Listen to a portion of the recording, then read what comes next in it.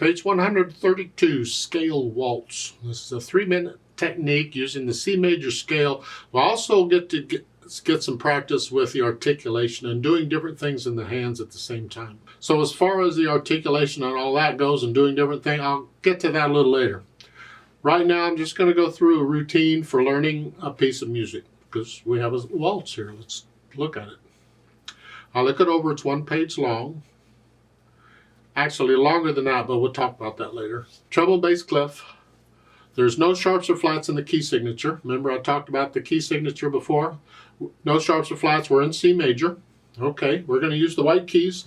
You're doing the C major scale. I got the links in the description. You're going to get tired of me saying I got links in the description. Go to there and do the scale, blah, blah, blah. So eventually I just go, I got a description down there, blah, blah, blah. You know what to do. And you can figure out the rest. Okay.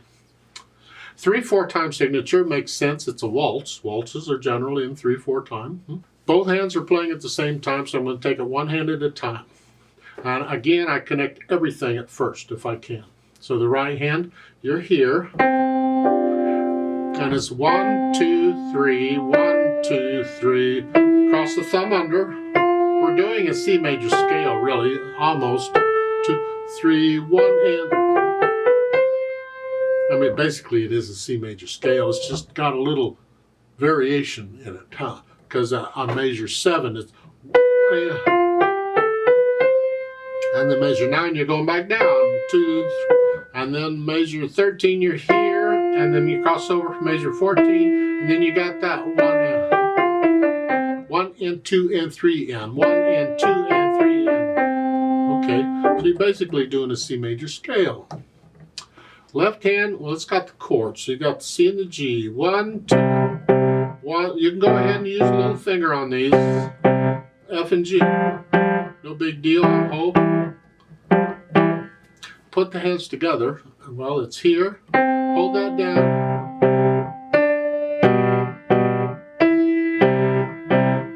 Thumb. So once you have an idea of the notes and the fingering and the rhythm, then add in the articulation. Now this is a good part of this lesson, is the articulation. We're connecting the right hand and we're disconnecting the left. So the right hand's legato, the left hand is staccato. Staccato could be short or it could be long staccato. The point is it's disconnected. So I'm going to connect these notes, but I'm going to play these short. I'm hinging at the wrist, boom, boom. I'm on the key and I'm bouncing off. When I go slow, I can do that.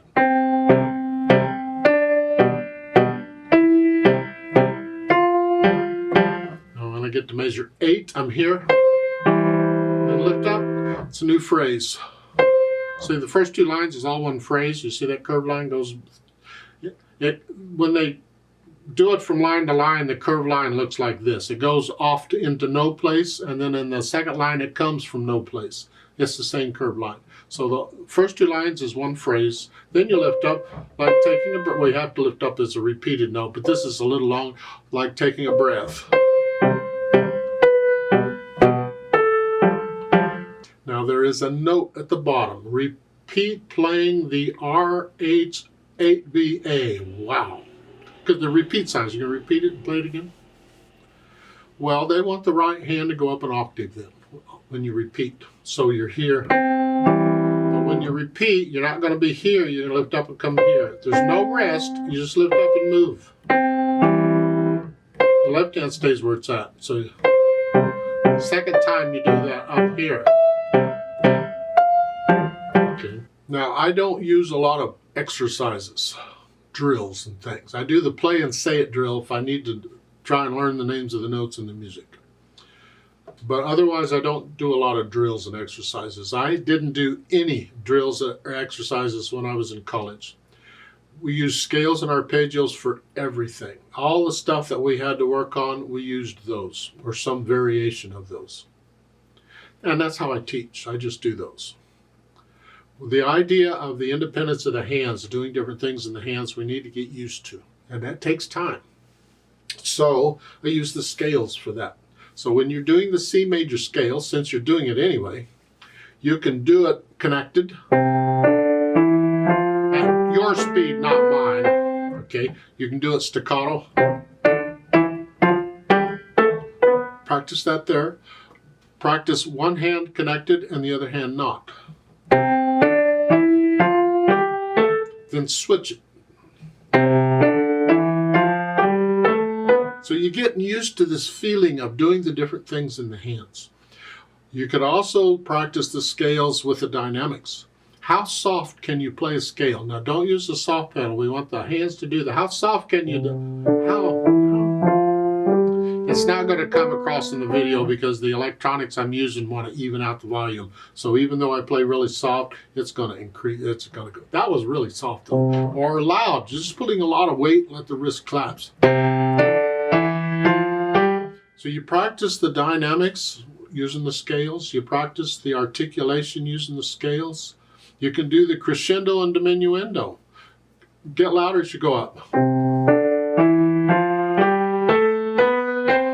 Or get loud or get softer as you go up. See, practice these things doing the scales. You're doing it anyway, you just well make it a little bit interesting. And you don't always have to do the scale in the same place. You can do them 2 octaves apart, or 3, or 4. Practice them in different places to have some variation. What you don't do with the scales is just mindlessly play through it. Okay, I'm done, let's go on. That's kind of a waste of time in my opinion. It's not totally a waste of time, but it's pretty close. You got to practice the scales with some thought and a goal. What are you trying to accomplish? Dynamics, articulation, the feel of the fingering and all. Play it without looking at the keyboard. Try and accomplish something, and you don't have to do all of these in one sitting. One day you might practice just the scale. Another day you might do the connecting and not connecting. Another day you might do the dynamics, and another, vary it from day to day. It's just that when you run into this in pieces, then you just do it because you've been practicing it already. Then dynamics, well, they're giving 2 dynamics. I wish they wouldn't do that. The melody, if you want to call it that, is in the right hand. So the MF, mezzo forte, moderately loud, that's the right hand. This left hand should be soft automatically. You don't need to be told to make it soft, you just do it.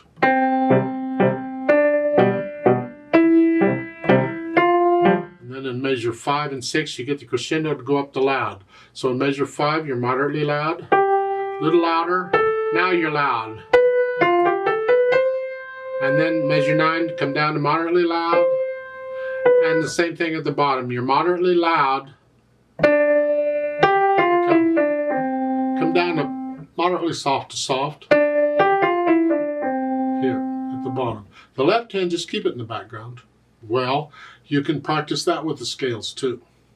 Play one hand louder than the other. So, and soft. And then switch it. Make soft. So you get that feeling of one hand is heavier than the other. And it could be either hand. But if you practice this with the scales, when you get it in the pieces, and you will, you'll just be able to do it. It improves your sight reading a great deal because you'll be sight reading a piece and you'll run into this stuff because you've already practiced the stuff. You'll be able to play it in the piece. Speed, gracefully, that's not a speed, it's somewhere in the middle.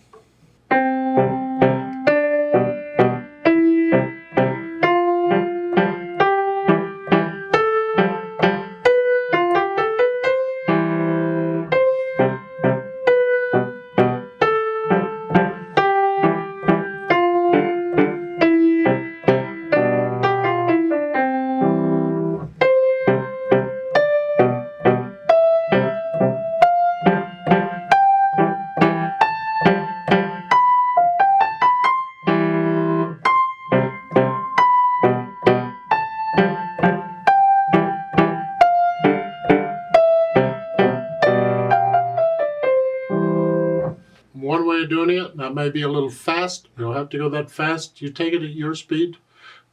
Picture people waltzing to this 1, 2, 1. Remember the natural accents? 1, 2, 1, 2. Yeah, picture, and See if that helps you pick a speed. Let's play it together slowly and check the notes and the rhythms. I'm not going to do the louds and softs. I'm just going to play the notes. I'll give us 3 counts. 1, ready, go.